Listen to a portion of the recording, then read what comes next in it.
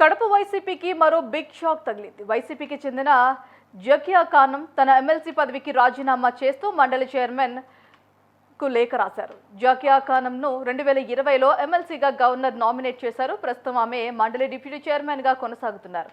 జకియా ఖానం స్వస్థలం అన్నమయ్య జిల్లా రాయచోటి. 2 ఏళ్ల నుంచి వైసీపీలో ఆమె సంతృప్తిగా ఉన్నారు.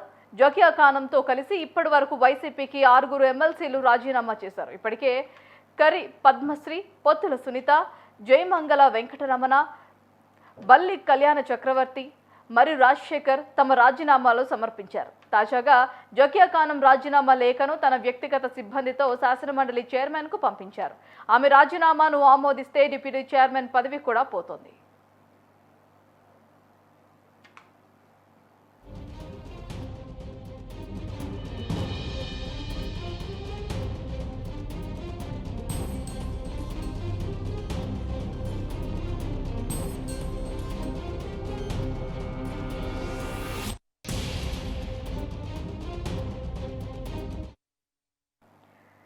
గతంలో జకియా ఖానం మంత్రి నారా లోకేష్ ను కలిశారు. అప్పట్లోనే ఆమె వైసీపీని వీడిపోతారనే ప్రచారం జరిగింది.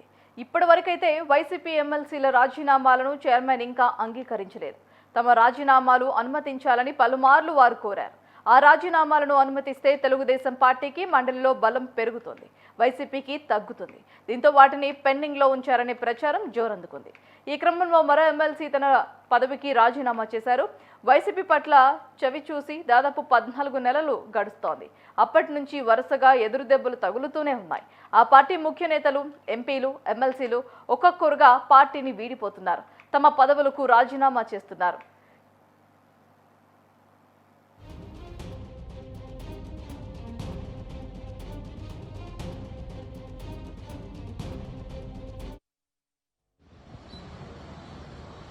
అస్సలాము అలైకుం వరహమతుల్లాహి వబరకాతుహు. అందరికీ నమస్కారం.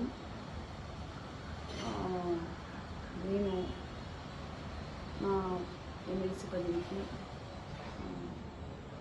రాజీనామా చేసి గౌరవ చైర్మన్ గారికి నా వ్యక్తిగత సిబ్బంది ద్వారా పంపించాను. గౌరవ చైర్మన్ గారు కూడా మనస్ఫూర్తిగా ఆమోదం చేస్తారని ఆశిస్తున్నాను. ఇన్ని రోజులు మన రాజకీయ ప్రయాణం 5 సంవత్సరాల నుంచి కొనసాగింది. రాజకీయ ప్రయాణంలో నా వెంట ఉన్న నా కుటుంబ సభ్యులు, నా శ్రేయోభిలాషులు, నా భర్తతో అభిమానిస్తున్న ప్రతి ఒక్కరికి కూడా నాకు తోడుగా ఉన్నారు. అందరికీ నా ధన్యవాదాలు చెప్పుకుంటూ, రాజకీయాల్లో ఎప్పటి వరకు కొనసాగాలి, ఎప్పటి వరకు రాజకీయాలు ఉండగలము అని మేము చెప్పలేము. అది అలాగయా ఉంటుంది. కాబట్టి సమయం చూసుకొని రాజకీయాలు ఎలా ప్రయాణం చేయాలో అన్నది భగవంతుడు అనుగ్రహిస్తారు. కాబట్టి ఇన్ని రోజులు నేను రాజకీయాల్లో ఉన్నందుకు నాకు ఈ అవకాశాన్ని ఇచ్చిన మాజీ ముఖ్యమంత్రి వర్యులు శ్రీ జగన్మోహన్ రెడ్డి గారికి ప్రత్యేకంగా ధన్యవాదాలు తెలుపుకుంటున్నాను.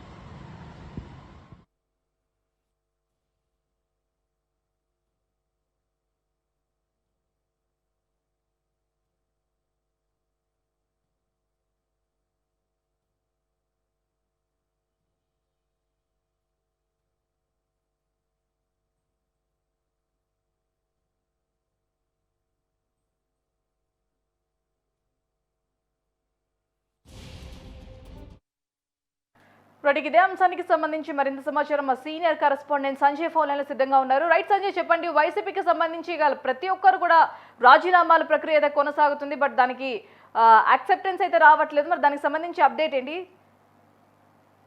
భారతి, ఏదైతే వైసీపీకి సంబంధించిన ఎమ్మెల్సీ రాజీనామా ద్వారా పెద్ద షాకే తగిలిందని వైసీపీ భావించవచ్చు. ఎందుకంటే గతం నుంచి కూడా ప్రభుత్వం కోల్పోయినప్పటి నుంచి కూడా చాలా మంది నాయకులు కావచ్చు, ఎమ్మెల్యేలు కావచ్చు, ఎమ్మెల్సీలు కావచ్చు, చాలా మంది కూడా పార్టీని విడుతూ వస్తున్నారు. అంతేకాకుండా సీనియర్ పార్టీ లీడర్లు అందరూ కూడా పార్టీని విడుతూ వస్తున్నారు. అయితే పార్టీని వీడిన వారందరూ కూడా అటు బీజేపీ కానీ, అదేవిధంగా తెలుగుదేశం, జనసేన పార్టీలో చేరుతూ వస్తున్నారు.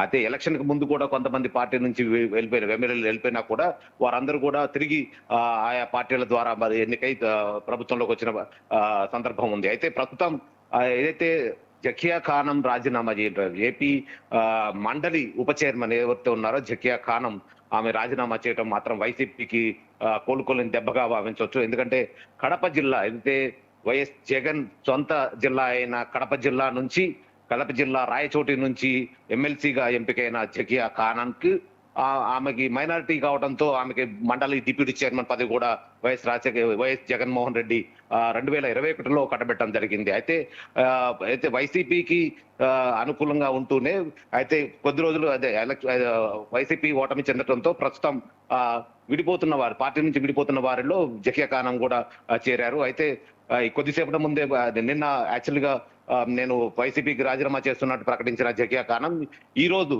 ఉదయం మండలి చైర్మన్ కి తన రాజీనామా లేఖను పంపించడంతో పాటు ఈ రోజు ఉదయం బీజేపీ రాష్ట్ర అధ్యక్షురాలు పురంధేశ్వరి సమక్షంలో ఈ రోజు బీజేపీలో చేరడం జరిగింది. అయితే మైనార్టీ ఎమ్మెల్సీగా ఉన్న ఆమె, డిప్యూటీ చైర్మన్ గా ఉన్న ఆమె బీజేపీలో చేరటం అనేది కొంచెం అందరికీ దిగ్భ్రాంతికరమైన విషయమైనా కూడా గతంలో కూడా జకియా ఖానం టీడీపీ ప్రస్తుత మంత్రి నారా లోకేష్ ను కూడా కలవడం జరిగింది. అయితే ఆమె టీడీపీలోకి వెళ్తుందా లేకుంటే ఇతర పార్టీలోకి వెళ్తుందా అన్న ఒక సందేహం ఉండేది. అయితే ఈ రోజు ఉదయం హఠాత్తుగా బీజేపీలో చేరటం మాత్రం ఏదైతే వైసీపీకి కోలుకొని దెబ్బలా భావించవచ్చు. రైట్ సంజయ్, ఏ కారణాలతో దీనికి రాజీనామా చేసింది అని అంటారు?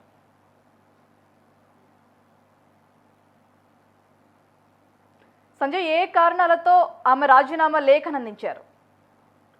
అయితే తన వ్యక్తిగత కారణాలతో నేను పార్టీకి రాజీనామా చేస్తున్నట్టు పేర్కొన్న జకియా ఖానం నిన్న చైర్మన్ కి లెటర్ పంపించడం జరిగింది. చైర్మన్కి సమాచారం అందించిన అనంతరమే నేను వ్యక్తిగత కారణాలతో నేను పార్టీ నుంచి బయటకు వెళ్తున్నానంటూ చెప్పడం జరిగింది. అయితే ఈ రోజు ఉదయం ఏదైతే బీజేపీలో చేరడం ఏదైతే ఉందో అది మాత్రం ఊహించని విధంగా వైసీపీకి పెద్ద దెబ్బని చెప్పుకోవచ్చు. ఎందుకంటే గతంలో ఆమె వైసీపీలో క్రియాశీలక పాత్ర పోషించడంతో ఆమెకి డిప్యూటీ చైర్మన్ పదవి కూడా ఇవ్వడం జరిగింది. అయితే ఆ పదవిని కూడా మైనార్టీ వర్గానికి సంబంధించిన ఆమెగా భావించి ఆ పదవిని కూడా ఆమెకి ఇవ్వడం జరిగింది. అయితే ఈ వైసీపీకి ఏదైతే ఓటమి చెందిన తర్వాత వైసీపీకి వరుస పరాజయాలు అంటే వరుస అవమానాలు ఎదురుతున్నాయో అందులో భాగంగానే అంటే పార్టీని విడుతున్న వారిలో కూడా కొంతమంది ఇంకా బయటకు వస్తున్న సందర్భంలో వైసీపీకి మాత్రం ఇటువంటి అంశాలన్నీ కూడా ఇటువంటి రాజీనామాలన్నీ కూడా పెద్ద దెబ్బగానే మారుతున్నాయి. అయితే కొద్ది రోజుల కిందట కొంతమంది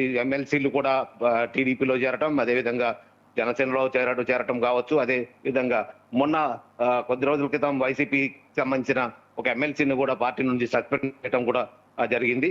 ఈ అంశాలన్నీ కూడా ఏదైతే వైసీపీ సంస్థాగతంగా అదేవిధంగా జగన్ పోకడలకు వ్యతిరేకంగా కొంతమంది గొంతెత్తున్న పరిస్థితుల్లో ఇప్పుడు జకియా ఖానం కూడా వైసీపీని వీడి బీజేపీలో చేరటం కూడా కొంచెం రాష్ట్ర వ్యాప్తంగా చర్చనీయాంశంగా మారింది. అది కాకుండా వైసీపీకి మాత్రం ఇది కోలుకొని దెబ్బగానే ఉంటుంది. Right Sanjay, thanks for the update.